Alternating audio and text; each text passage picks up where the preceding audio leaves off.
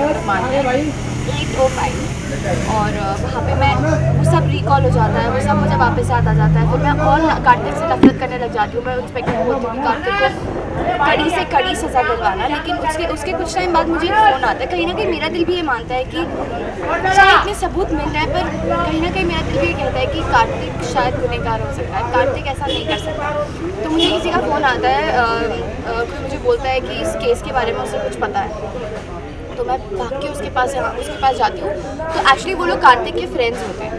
जो कार्तिक पे मैं चिढ़ रही थी, कार्तिक से मैं झगड़ा कर रही थी कि तुमने नशे में गाड़ी चलाई, तुमने मेरी मम्मा को ठोका, तुम क्यों कार लेके गए, मैंने तुम्हें मना किया था। तो कार्तिक के फ्रेंड्स मुझे बताते हैं कि पहली बार कार्तिक ने कुछ ड्रिंक नहीं की थी, उन्होंने कार्तिक के सॉफ्ट ड्रिंक में अल्कोहल मिला दिया था, जिसकी वजह से कार्तिक को नशा हो गया था। और कार्तिक मुझसे मिलने के लिए, उसकी बाइक की चाबी ये लोग छुपा देते हैं, तो मुझसे मिलने के लिए वो अपने फ्रेंड की कार लेके आता है।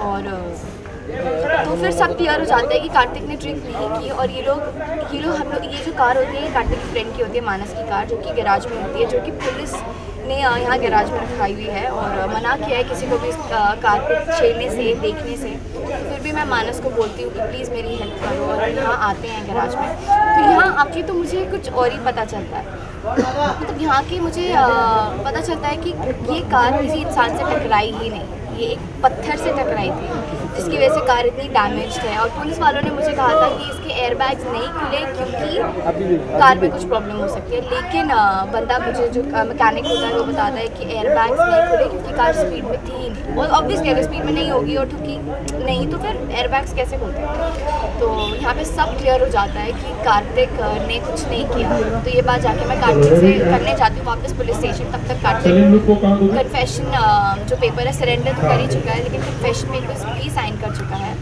अब मुझे कार्तिक को बचाना है। अब ये क्लियर हो गया है कि कार्तिक ने नहीं मारा है। तो कहीं ना कहीं मन में गिल्ट है आपके कि ऑब्वियसली गिल्ट है, क्योंकि मैं कहती हूँ कि मैं कार्तिक से प्यार करती हूँ, और प्यार का दूसरा नाम विश्वास होता है, भरोसा होता है। और कार्तिक पर मैंने भरोसा नहीं किया, तो मुझे इस बात पर गिल्ट है कि मैंने अपने प्यार पे भरोसा कैसे नहीं किया, उस इंसान पे भरोसा कैसे नहीं किया जिसने मेरे लिए, मेरी फैमिली के लिए हमेशा इतना कुछ किया। वो ऐसा कर ही नहीं सकता। ऐसा बोलते हैं लोग, प्यार में बहुत कुछ करते हैं। तो नायरा क्या करेंगी कार्तिक को बचाने? अपने कार्तिक को बचाने के लिए नायरा कुछ भी कर सकती है। अभी तो नायरा वही सबूत इकट्ठे कर रही है कि जिससे हमें तो पता है कार्तिक बेगुनाह है, लेकिन कानून की नज़र में कार्तिक को बेगुनाह प्रूव करेंगे। Thank you.